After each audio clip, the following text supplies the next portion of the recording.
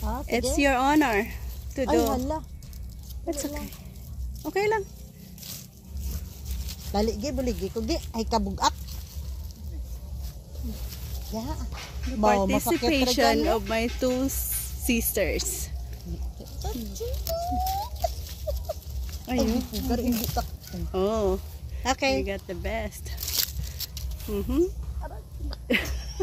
Namatumba.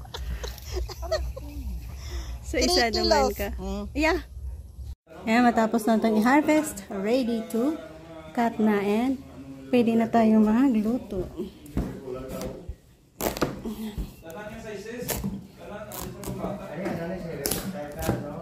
Ganda, oh.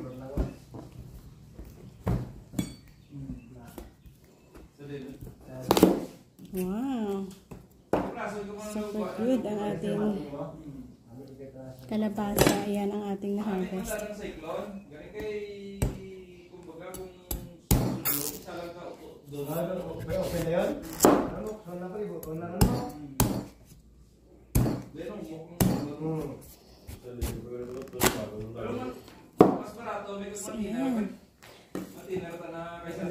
So, ito ang ating bagong harvest na kalabasa.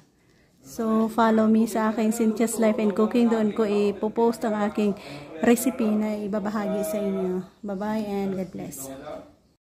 Yan, pag may gata, malinamnam, ginata ang kalabasa, bagungon, at bagyo beans, long beans, talong. Nanit yun.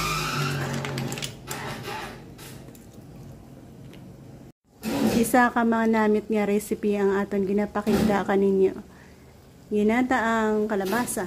Ginata ang kalabasa.